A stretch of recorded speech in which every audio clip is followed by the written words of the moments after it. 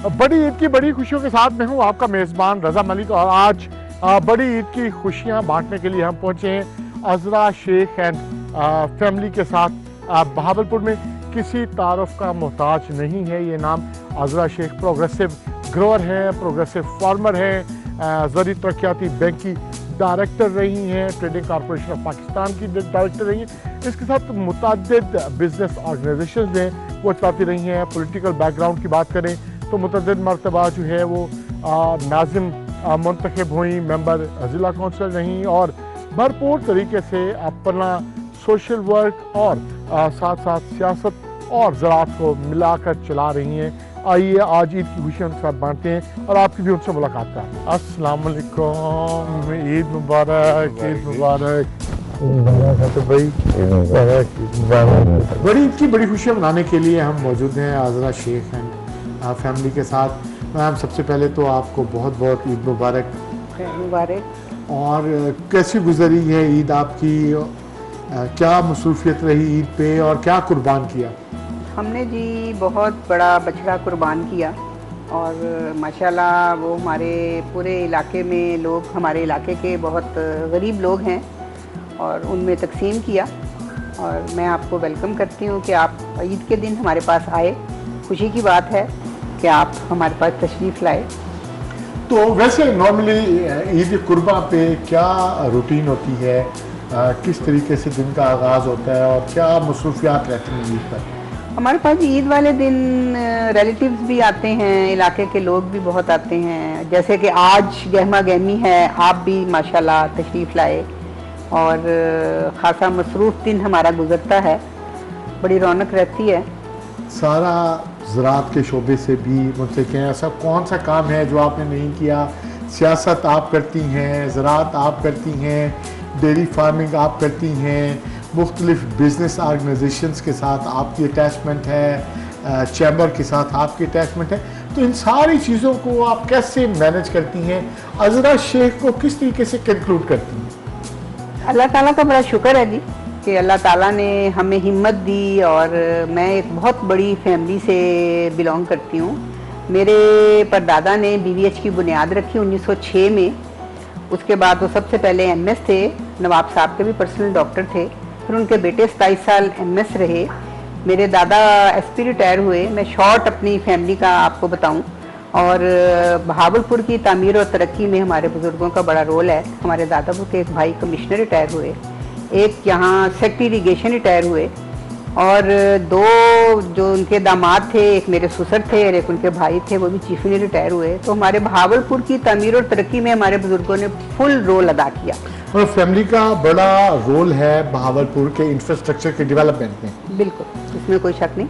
उसके बाद हम जब यहाँ आए तो ये जगह बिल्कुल बेआबाद थी और हमने इसको जीरो से स्टार्ट किया। अच्छा, वैसे ये सतलुज के किनारे आबाद होने का, बिल्कुल दरिया के किनारे पे आबाद होने का और इस ज़मीन को आबाद करने का ये तस्वुर किसका था, ये ख्याल किसका था, और क्या ये यकीन था कि ये सारी जो रेत थी यहाँ ये लहलहाते खेतों में तब्दील हो जाएगी? मुझे तो जी आलू के पौधे की भी पहचान नहीं थी जब मैं यहाँ आई। बिल्कुल 0 मीटर थी। लेकिन इसमें मेरे हस्बैंड का बड़ा रोल है, शेख महमूद साहब का। ये उल सादकियन है, पहला दिन, पहली क्लास, पहला बैच है ये सादी पब्लिक स्कूल का। और उनके वालिद ने उस पब्लिक स्कूल को बनाया। और यहाँ चूँकि ये शहर के बिल्कुल साथ था उस वक़्त, तो यहाँ कोई भी नहीं रहता था। जब मैं यहाँ शिफ्ट हुई और हमने इसको ज़ीरो से स्टार्ट किया और यहाँ सब्जियाँ लगाईं, और मुकम्मल तौर पे मुझे गाय का बड़ा शौक़ था। शेख साहब के पास भैंसें थी, मैंने इनसे कहा मुझे एक गाय ले दें, और वो उस एक गाय से अब 100+ हमारे पास। फिर मैंने अमेरिकन काउज अमेरिका से इंपोर्ट की, और आप हैरान होंगे कि हमारी कुछ काउज जो हैं वो 60+ डेली का दूध भी देती हैं। 60 litres per day? 60 litre per day. तो ये शौक ऐसा आहिस्ता कैसे परवान चढ़ा? इसके पीछे कितनी को मेहनत थी? बजी हम फीमेल को जिस तरफ से भी इनकम आए तो हम उसमें शौक में हम फिर उसमें लग पड़ते हैं। तो सियासत के खारिजार में कैसे कदम रखा, सियासत में किस तरह आ गई, और फिर मुसलसल नाज़िम बनती रही, मेंबर ज़िला कौंसिल रही, और MP का इलेक्शन भी लड़ा, और तो ये सारा सिलसिला कैसे साथ साथ चला? सियासत असल में मेरा शौक नहीं था, सियासत मेरे हस्बैंड का शौक़ था जो मैंने पूरा किया, और मैंने एज अ सब्जेक्ट इकोनॉमिक्स और सोशल वर्क पढ़ा। तो सोशल वर्क करती करती मैं सियासत में आ गई, क्योंकि जेल के साथ इन्वॉल्व हुई, वहाँ जाना आना, लोगों की जमानतें करवानी, और उसके बाद फिर मैंने उसी शौक़ में अपनी बेटी को, एक बेटी को लॉयर बनाया, एक बेटी को डॉक्टर बनाया। बहू मेरी 18 ग्रेड में प्रोफेसर है वो। कितनी मरतबा नाज़िम बनी और ज़िला कौंसल और MPA का इलेक्शन? मैं जी 2 मरतबा तो नाज़िम रही, इलेक्टेड नाज़िम रही, ओपन फाइट किया मैंने, और 4 मरतबा मेंबर ज़िला कौंसल रही। 2 मरतबा नाज़िम रही और 4 मरतबा मेंबर ज़िला कौंसल रही। जी जी। अब भरपूर प्रोफाइल है, और फिर MPA का इलेक्शन भी लड़ा। MPA का इलेक्शन भी लड़ा, लेकिन MPA का चूँकि यहाँ पर थोड़ा सा बहुत नज़दीक जब एक स्टार्ट हुआ, पहले से एक प्रोग्राम नहीं था, तो मुझे तारक बशीर चीमा साहब ने भी कहा, रियाज पीरज़ादा साहब ने कहा कि नहीं जी आप MPA का इलेक्शन लड़ें। तो मैंने फिर MPA का इलेक्शन लड़ा और मैंने ठीक ठाक वोट लिए, इकबाल चंद का मुकाबला किया। तो वैसे सियासत को आप किस तरीके से देखती हैं? बिल्कुल इलाके के लोग तो महकूम हैं, दबे हुए थे, पीछे हुए थे, उनकी आवाज़ आप बनी, तो अभी भी समझती हैं कि सियासत की ज़रूरत है और सियासत चल रही है अभी भी? सियासत जी अब वो नहीं रही। पहले सियासत और तरह से थी, लोग भी जो थे वो और तरह से बिहेव भी करते थे, और उनके मसले मसाइल भी बहुत थे। अब सियासत खासी चेंज हो गई है। अब आप इलेक्शन लड़ते हैं, वोट ले लेते हैं, लेकिन आपके वोट जो हैं वो कम कर दिए जाते हैं, आपको हरा दिया जाता है। तो अब सियासत इस थोड़ी डिफरेंट हो गई है, डायमेंशन उसकी बदल गई, चेंज हो। अच्छा, ज़रूरी तरक्याती बैंक की भी डायरेक्टर रहीं, तो किस हद तक खुद भी प्रैक्टिकल आप फार्मर हैं, ग्रोअर हैं, तो किस हद तक आप समझती हैं कि जो ज़रूरी तरक्याती बैंक जो किसानों के लिए बनाया गया था वो हक अदा कर रहा है? ज़रूरी तरक्याती बैंक जो था ना जी, मैं उसमें ज़कात अशरफ साहब हमारे प्रेसिडेंट थे, मैं वहाँ उसमें उनके साथ इन्वॉल्व थी, और हमने पूरे पाकिस्तान को चलाया। और बहुत से लोग जो थे, निचले तबके के लोग जो हमारे छोटे उनके थे, वो बहुत कम उनकी पे होती थी, लेकिन मैंने उनको खासा उनकी पे भी बढ़ाई, और मैं तमाम कमेटियों की मेंबर थी, और तकरीबन 8 दिन मैं इस्लामाबाद होती थी और तमाम कमेटियों को रन करती थी। और मैंने ज़रूरी तरक्याती बैंक को बहुत अच्छा पाया। ज़रूरी तरक्याती बैंक ने बहुत फैसिलिटेट किया हुआ है हमारे ज़िम्मेदारों को, किसानों को, और इस वक्त भी ज़रूरी तरक्याती बैंक बड़ा हाईली प्रोफाइल। अच्छा, इनकी तरफ वापस आते हैं। ये तो अभी आपने बताया कि बड़ा बछड़ा कुर्बान किया और अहले इलाका जो आते रहे, तो साबका अदवार में क्या रूटीन रहती थी, और बिलखसूस आपके बचपन की ईद कैसी होती थी? हमारे बचपन की ईद जो थी ना जी, वो बड़े भोले भाले हम होते थे। अब तो बच्चे भी बड़े तेज़ हो गए हैं। उस वक़्त हम जब छोटे होते थे ना, तो हम में इतनी तेज़ी नहीं होती थी। मैंने यहाँ से भावलपुर से ही सारा मेरा है एजुकेशन भी, मैंने डिग्री कॉलेज से यहाँ से की, और लाहौर लेडी मैकलेलन से फिर मैंने बीएड किया।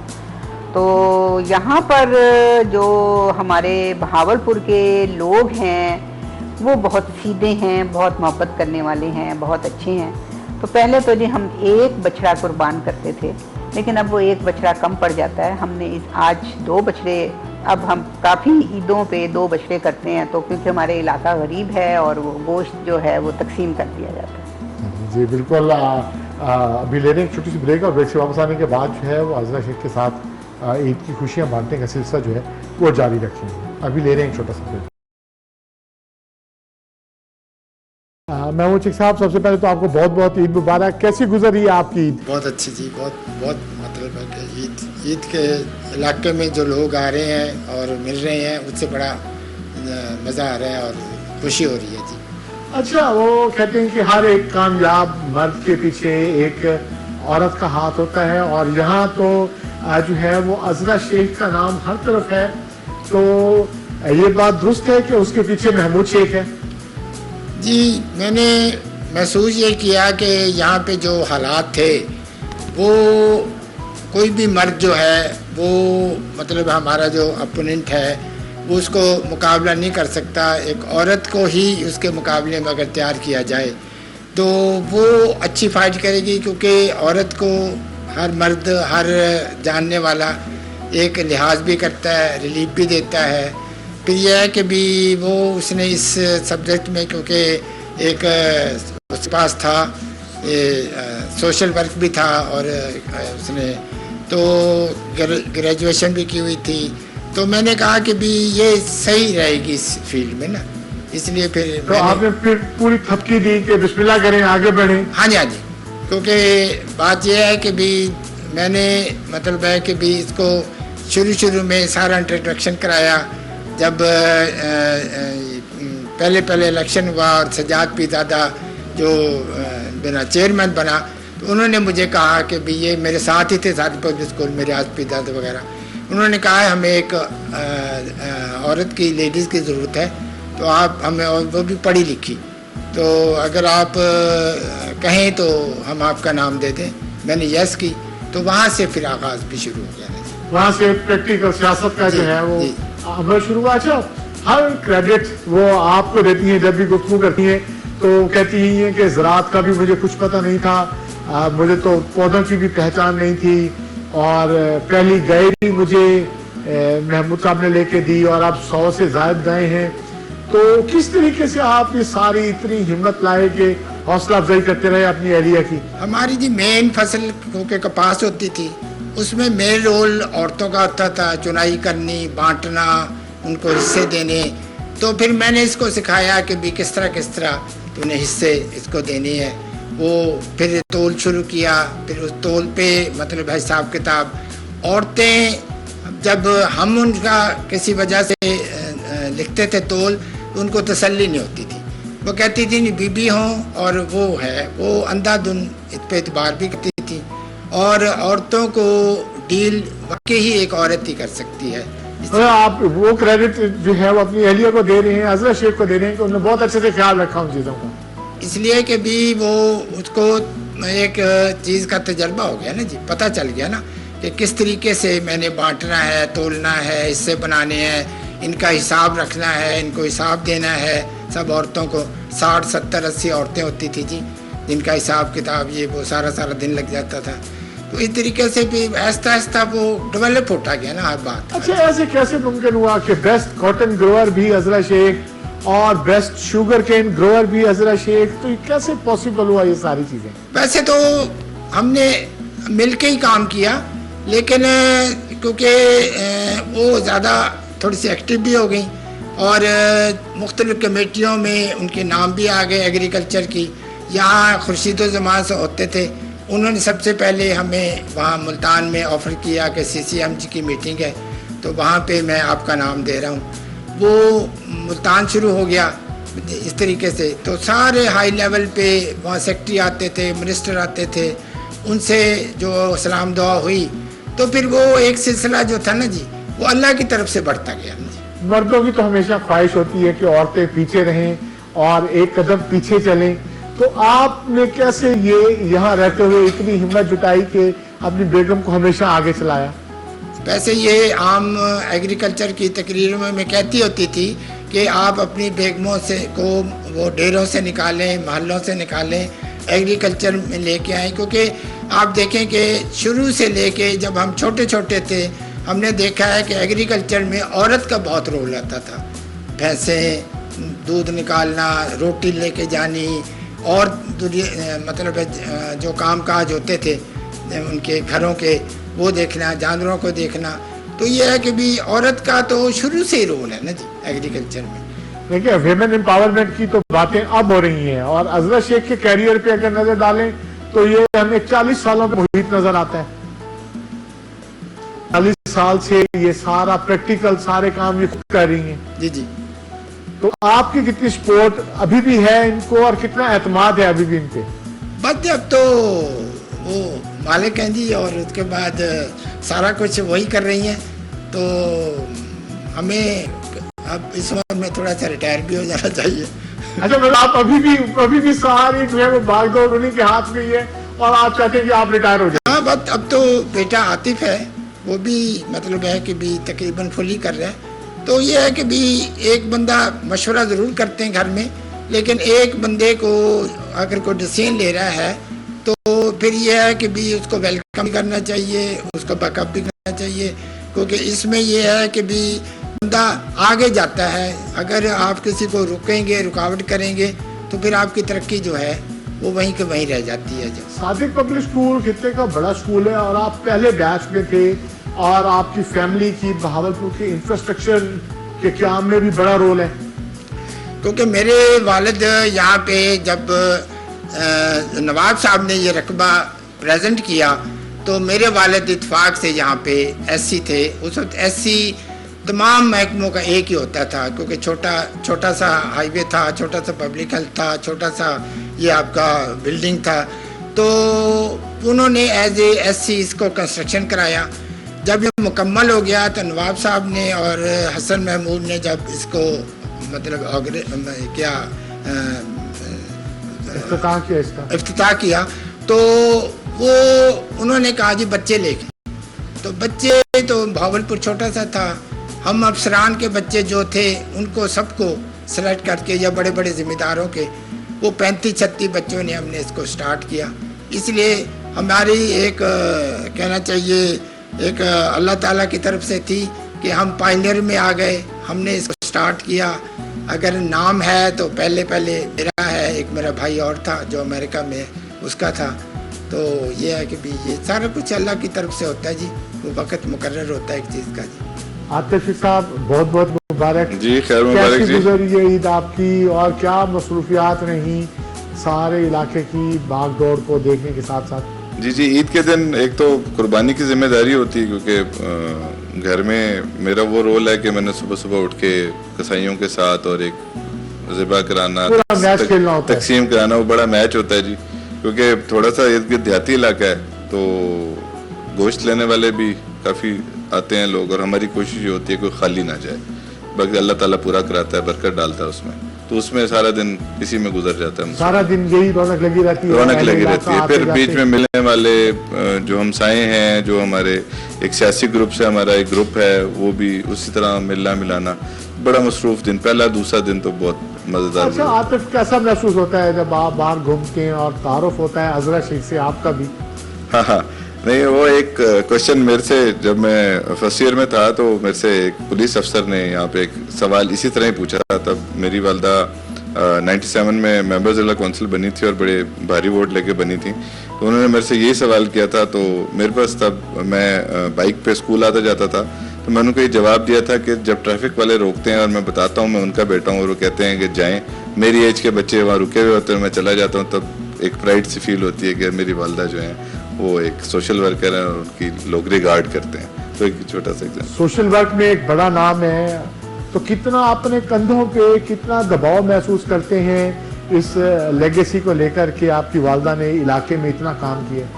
जी, ऑटोमेटिकली चीज़ें शिफ्ट होती हैं आपके ऊपर, तो हम कोशिश करते हैं कि उनका नाम मेंटेन रखें जो वालिद और वालदा ने इधर मेहनत की, एग्रीकल्चर में भी और पॉलिटिक्स में भी। और हमारी कोशिश यही होती है कि हम लोगों का उसी तरह ही एक काम करें। अगर छोटे छोटे लोगों के काम है, हॉस्पिटल के, हेल्थ के, पटवारी के, वापडा के, ये नादरा के छोटे छोटे काम होते हैं, तो वो हम उसी तरीके से उसी पैटर्न पे जो हमने सीखा है बड़ों से, हम कोशिश कर रहे होते हैं लोगों को उस तरह सर्विसेज दे रहे होते हैं। क्योंकि सियासत तो हम कह रहे हैं, लेकिन हमने ये सीखा है कि आप सोशल वर्क करें तो लोगों को ओन करते हैं, जिसकी बुनियाद पे मेरी वालदा को जब जो आपने बात की कि एक बैकवर्ड एरिया है और 87-86 में तो बहुत ही बैकवर्ड एरिया था, उस वक्त लोगों ने ओन किया, तो सिर्फ उसके पीछे एक सोशल वर्क था जो लोगों के लिए उन्होंने हमें भी टाइम दिया, हमारी भी एजुकेशन मुकम्मल कराई और बाकी जो एग्रीकल्चर है और अब्बू के साथ भी हाथ बटाया और साथ अपनी भी एक शनाख्त और मकाम बनाया। बीइंग ए खातून उस वक्त, अब तो और तरह का दौर है। उस वक्त जब भावलपुर में कोई गाड़ी कार भी नहीं चलाती थी खातून, लोग मुड़ के देखते थे, उस वक्त उन्होंने एक खवातीन को एक एग्जाम्पल सेट की कि नहीं, खवातीन सब कुछ कर सकती हैं। तो वो हमें खुशी होती है कि वो पाकिस्तान की चंद ही एक दो खवातीन हैं जिनमें वो एक एग्रीकल्चर में प्रोग्रेसिव ग्रोअर काउंट होती हैं। इस हवाले से वो अम्मी वालदा चाइना भी गई एक महीने के डेलीगेशन में, इंडिया गई 1 महीने के डेलीगेशन में, और बाकी तो छोटे छोटे टूर्स फर्टिलाइजर की तरफ से होता है वो। लेकिन एक स्टडी टूर्स में ये बड़ा ऑनर है कि उनको पाकिस्तान को रिप्रेजेंट किया, जी, पाकिस्तानी खवातीन को रिप्रेजेंट किया, बिल्कुल जी, अभी ले रहे हैं एक छोटी सी ब्रेक और ब्रेक से वापस आने के बाद जो है वो ईद की खुशियाँ बांटने का सिलसिला जो है वो जारी रहेगा। यकीनी तौर पे बहुत बड़ी मज़े की बातें हैं और ये सिलसिला जारी रहेगा, लेकिन अभी ले रहे हैं एक छोटा सा ब्रेक। वेलकम बैक नाज़रीन, और मौजूद हैं अज़रा शेख की फैमिली के साथ और ईद की खुशियाँ बांट रहे हैं। मैम, बिजनेस ज़राअत भी चलती रही और साथ साथ फार्मिंग भी, डेयरी फार्मिंग भी, तो अभी क्या बिजनेस मॉडल जो है उसको रन कर रही हैं और मौजूदा क्या सूरत हाल है? आजकल तो जी, पहले हमारा जो था कॉटन थी, उसके बाद कॉटन हमने छोड़ दी और गन्ने पे आए। तो लेकिन गन्ने को भी इस दफ़ा हमने गन्ना फैक्ट्री में भेजा। अब हम प्योरली जो हैं मक्की पे आ गए हैं। मक्की काश करते हैं और मक्की हमें ठीक रिटर्न भी देती है और हम उसमें एंजॉय भी करते हैं। और साथ हमने डेयरी फार्म जो है हमारा कॉज हैं, उनका दूध तो है वो शहर में जाता है। डोर स्टेप पे हम दूध देते हैं आगाज़ मिल्क के नाम से।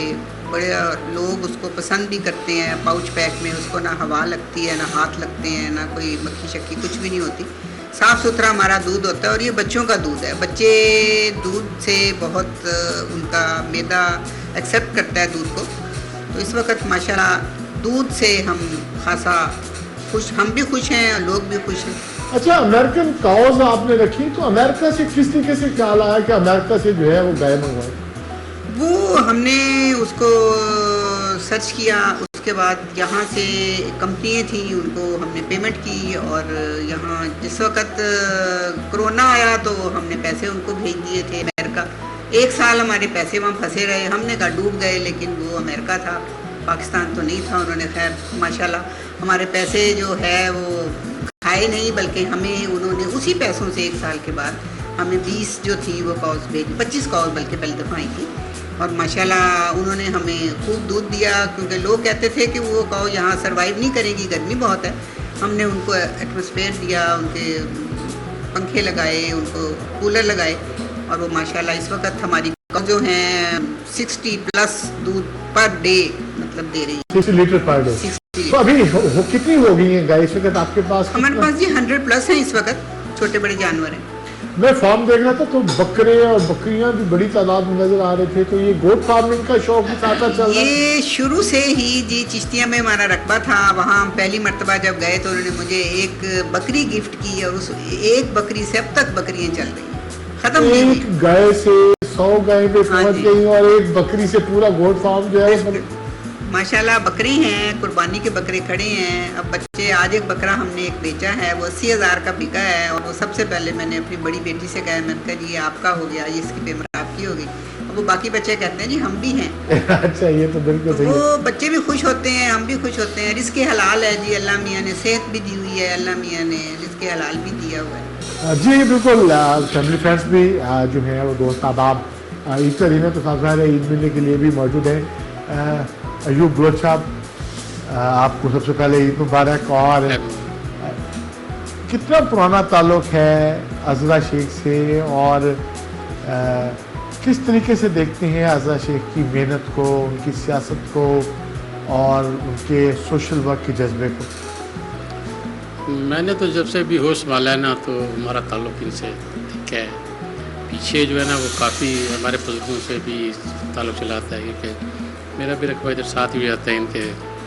जैसे कि हम बनना है तो ये बहुत शरीफ लोग हैं और जो ज़ुबान के भी पक्के होते हैं, मतलब ना ये इनका बस एक ही है, ना खाने देते हैं ना खाते हैं। अच्छा, मतलब ना किसी का हक खाते ना किसी हैं, का हक खाते हैं, ना आपका हक किसी को खाने देते हैं, ना किसी को खाने देते हैं। ये तो जबरदस्त एक बात तो बिल्कुल दुरुस्त है कि जब आप किसी का हक नहीं खाते तो किसी को भी अपना हक नहीं खाने देते।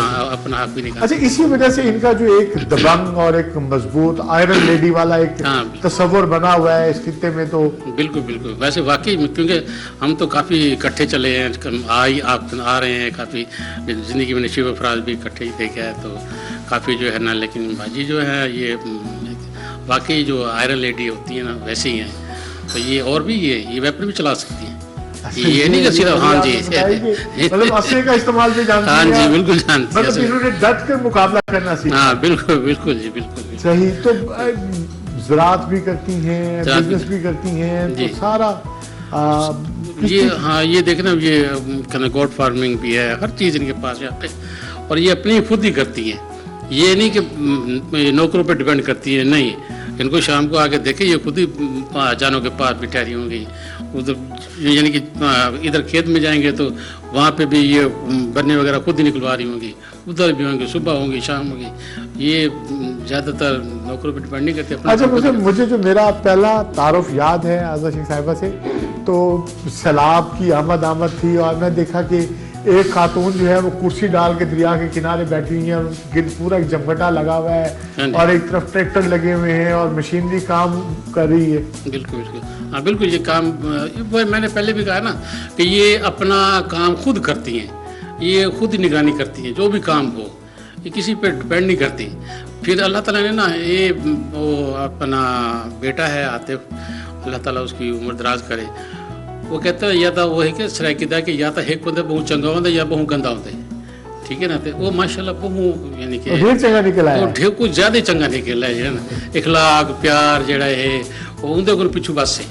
हाँ बिल्कुल बिल्कुल, नहीं बड़ा माशाल्लाह वो यानी कि शरीफ बच्चा है, तो बस ये वो ना तरबियत है ना एक माँ प्यो की। वाल वो शेख साहब थी गए, शेख साहब वैसे जड़ा है वो बहुत शरीफ आदमी है। मैं असल ये गाल तो जड़ा ना करना चाहता हूं कि सरायकी तो आप शुरू की थी तो मैं सरायकी जी कि अज़रा शेख के पिछू जड़ा है वो महमूद शेख है जी सारा भी सब पिछू जी ताकत होगी, असल ताकत जड़ी वो महमूद शेख है। जी जी बिल्कुल, उमें आते ना कामयाब मर्द पिछू औरत हथ है, ठीक है। तो वो यही वास्ते जड़ा है वो शेख साहब के पिछू मैं तो जेड़ा बाजी का हथ है, तो वो लेकिन शेख साहब बाजी को बड़ा बैकअप करे थे, कोई भी होवे, पोलिटिकली होवे, कोई एग्रीकल्चर होवे, कोई भी फील्ड होवे, तो बाकी शेख साहब जिन्हें बिल्कुल नाल नाल नाल नाल हूँ यही देखो ना बच्चों को स्कूल छोड़ना गिरना पिकट असल तो डिटे ने इन्हों की जवानी डिठी है इन्हों शेख साहब की। जनाब जो साहब कितने अरसे से ताल्लुक़ है आपका शेख फैमिली से और ईद के दिन मिलने के लिए आए हुए हैं, तो ये रिवायत रहती है, आना जाना लगा रहता है? जी सबसे पहले तो आपको ईद मुबारक सबको। बहुत शुक्रिया। तो ये आतिफ भाई से हमारा बड़ा प्यार है, तो बड़ी देर से हम हर ईद पे इधर आके मिलते हैं, प्यार मोहब्बत बांटते हैं और ये हमारे लिए खाने का बड़ा अच्छा एहतमाम करते हैं, बड़े मेहमान नवाज हैं। तो बाकी यह है कि हमारी वालदा है, इनका ताल्लुक़ यानी कि पूरे बहावलपुर को अगर नहीं कोई जानता तो किसी के नाम भी लेंगे तो ये इनका यानी कि हवाला आ जाता है। तो नामवर शख्सियत हैं, बड़े अच्छे ख़ानदान से ताल्लुक़ है। तो ये है कि हम इधर आते हैं, एंजॉय करते हैं, ईद पे मिलते हैं, हर ईद पे आते हैं। हाँ जी शेख साहब ज़ाहिर है दोस्त अहबाब जो हैं वो इकट्ठे हैं ईद पे और इतने वालदैन का बहुत ज़्यादा फिर कहूँगा कि सोशल वर्क जो है वो साथ है। तो सैलाब एक बड़ा सैलाब जो है वो यहाँ से गुजरा और सैलाब के दौरान आपकी एफर्ट जो है इस इलाके को, इस खित्ते को बचाने के लिए वो रही, तो क्या उसकी मौजूदा सूरत हाल क्या है? कुछ इलाका सूरत हाल बेहतर हुई कि नहीं?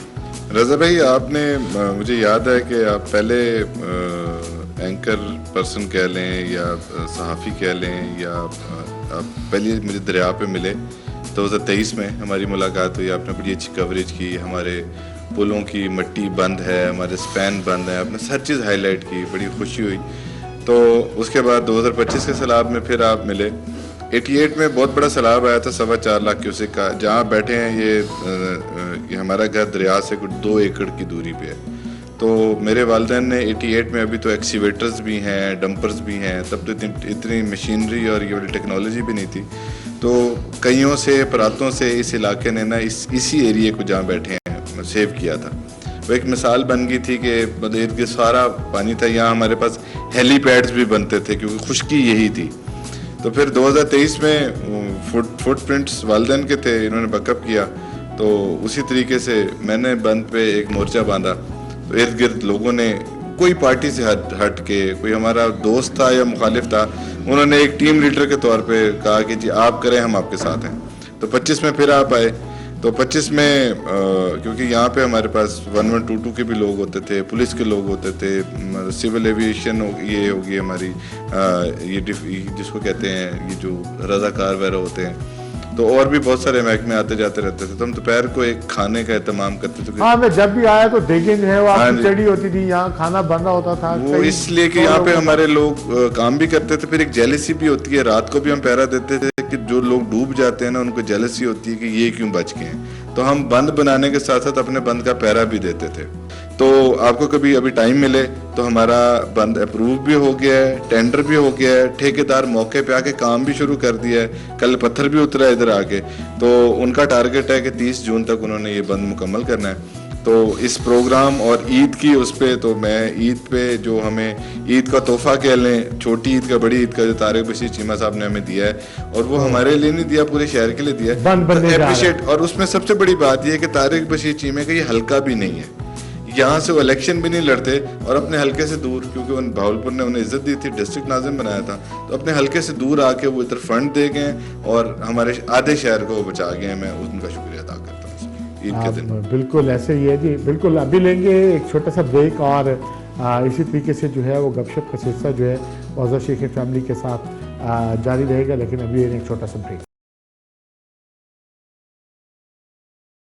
वेलकम बैक नाज़रीन। बड़ी ईद की बड़ी खुशियाँ मनाने का सिलसिला जो जारी है सारी है वाजा शेख फैमिली के साथ।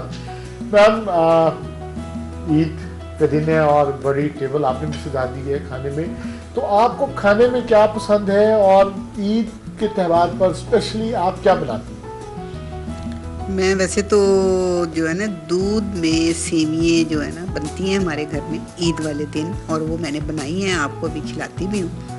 और कुकिंग की, मैं उसको शीर खुरमा कहते हैं, कुकिंग की मैं बड़ी शौकीन हूँ।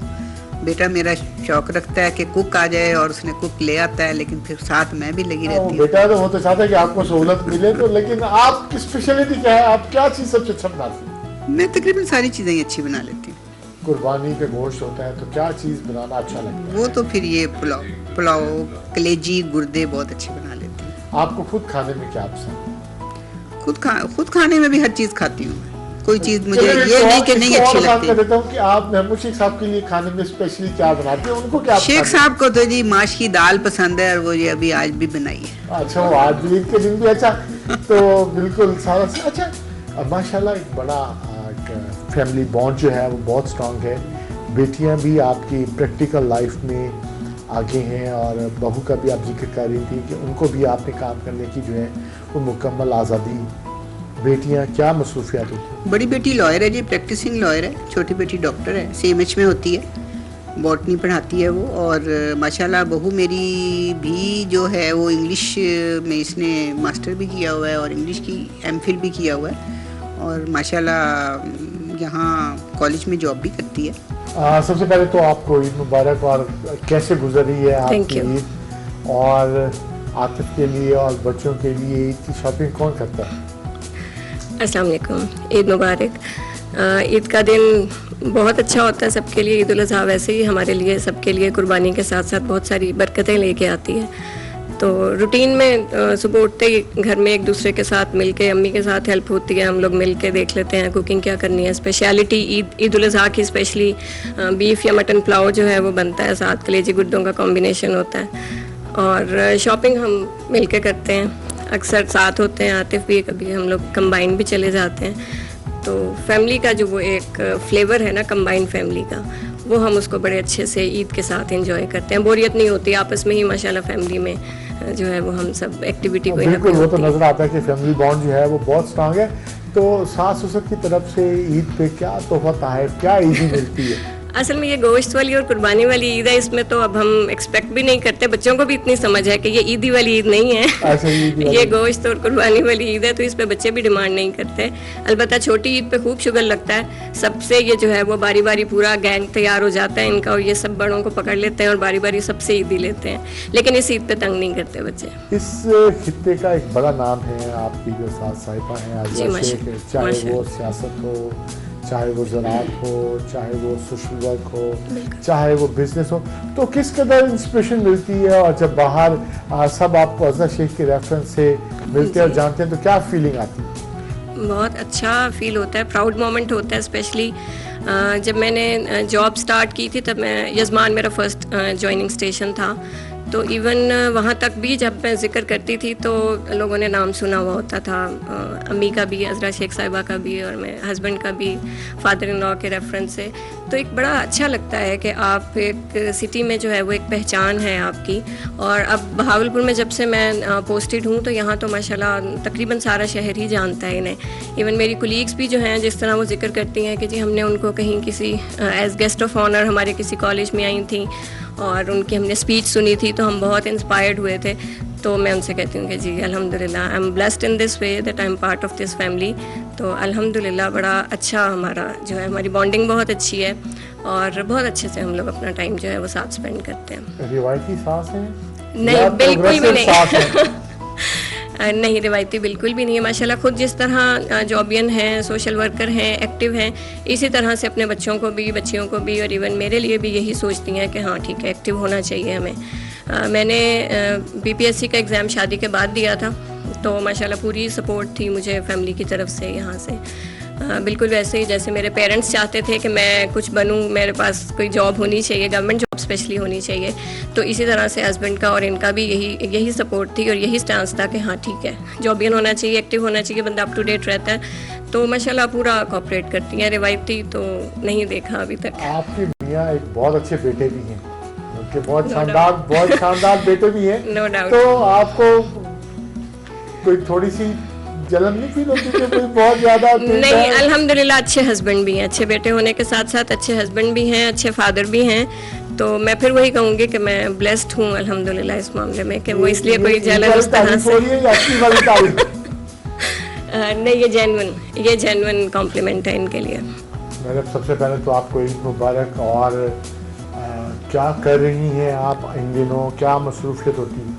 हम खैर मुबारक, आपको भी बहुत बहुत ईद मुबारक। आजकल तो मेरे ओ लेवल्स के पेपर्स चल रहे थे तो मैं उसी में बिज़ी थी। अभी मेरे 3 पेपर्स रहते हैं, ईद वाले दिन ही मैं गुजारूंगी फ्री, उसके बाद पढ़ना है। लेकिन फिर हम लोग लाहौर जाएंगे, मेरी नानो लाहौर रहती हैं, तो 1 महीना हमें मिल जाएगा एंजॉय करने के लिए पेपर्स के बाद। अच्छा भाई, वो नानो की तरफ जाना है तो महीना लाहौर रहना है, तो हाँ जी। अभी से है। तो कितने ए स्टार्स एक्सपेक्ट कर रही हो आपके? कितने? इंशाल्लाह सारे 5 ए स्टार्स।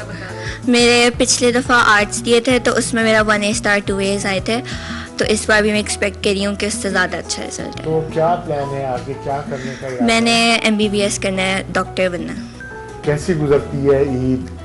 दादा दादी से क्या ईदी मिलती है? और ईद वाले दिन आप किस कदर हाथ बटाती हो, किस कदर काम करती हो? मैं वैसे टू बी वेरी ऑनेस्ट कुछ भी नहीं करती, क्योंकि घर में बहुत लोग होते हैं, मतलब मेरे जो बड़े हैं वो सारे किचन में ही लगे होते हैं, तो मैं थोड़ा बहुत जाके देख लेती हूँ। टेबल लगाती हूँ मैं, जैसे खाना बन गया है तो मैं टेबल वगैरह देख लूँगी, लेकिन किचन में उस तरह मैं नहीं करती। और वैसे भी आजकल पेपर चल रहे थे तो फिर बिल्कुल भी नहीं। अच्छा, वैसे कुकिंग बेकिंग किसी चीज़ का? नहीं, मुझे बेकिंग का शौक है, मैं और मेरा छोटा भाई बेकिंग करते हैं। अच्छा, वैसे दादा दादी में से कौन ज़्यादा फेवरेट है? बिल्कुल टू वाला जो, ये तो इसमें तो मुंतखब करना पड़ेगा। दोनों ही बहुत अच्छे हैं, दोनों अपनी अपनी जगह। नहीं, ऐसे तो नहीं, अब एक को वोट करना पड़ेगा। आप 60-40 कर लो। हाँ, डेफिनेटली आप गो फॉर इट, डेफिनेटली। हाँ, वो भी तैयारी कर लो, तो बिल्कुल वो भी पूछूंगा। मैं कहूँगी अब्बू।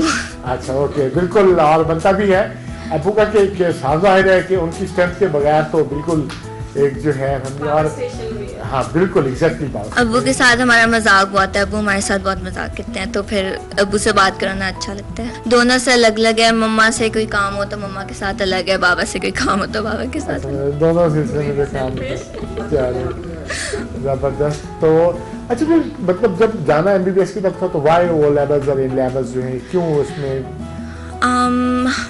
मतलब OA लेवल्स ना, मेरी जो छोटी पप्पू हैं उनने हमारे घर में सबसे पहले किया था, और हमें लगता है कि मैट्रिक FSC के निस्बत OA लेवल्स बहुत ज़्यादा लाइक क्रिटिकल थिंकिंग और अंडरस्टैंडिंग बिल्ड करता है, तो इसलिए अगर लाइक आपने बाहर भी जाना हो तो उसके लिए भी OA लेवल्स ज़रूरी है। तो आगे अब कोई भी प्लान बन सकता है, मैं MBBS के बाद बाहर भी जा सकती हूँ। उसके अलावा भी OA लेवल्स कंपैरिजन में बहुत बेहतर है मैट्रिक FSC। मेरी जो कज़न है उसने भी OA लेवल्स किया और फिर वो MBBS के लिए। मैम सारे बच्चों से भी बात हुई और माशाल्लाह बच्चियां जो हैं वो बहुत ज़्यादा जो इम्पेक्ट है आपकी पर्सनालिटी का वो उन पर नज़र आता है। तो आप क्या मैसेज देंगी इस खित्ते की जो एक पसमानदा इलाके हैं, वहाँ की ख़वातीन किस तरीके से अपने आप को मजबूत बना सकती हैं? पहली तो बात यह है कि अब हमारा इलाका पसमानदा नहीं है। हमारे इलाके में अब फीमेल मेल के बराबर चल रही हैं और उसी तरह ही जॉब्स हैं और उसी तरह ही एक्टिव हैं। तो बहावलपुर के हवाले से अब बहावलपुर लाहौर को भी कम्पीट कर रहा है। यहाँ वैसे ख़वातीन की बड़ी तादाद जो है वो गाड़ियाँ चलाती है और स्कूटी चलाती जो है वो नज़र आती हैं, तो समझती हैं कि बेहतरी की तरफ जा रही है सूरत हाल? हाँ जी, बहुत बेहतरी की तरफ जा रही है। बहावलपुर इस वक्त बहुत बेहतरी की तरफ जा रहा है, पहले भी था अब भी है। बहुत शुक्रिया जी। बिल्कुल बड़ी ईद की बड़ी खुशियाँ जो हैं वो हम अज़हर शेख एंड फैमिली के साथ मना रहे थे। इजाज़त दीजिए अपने मेज़बान रज़ा मलिक को बड़ी ईद की बड़ी खुशियों के साथ अपना ख्याल रखें, जीते रहें, सलामत।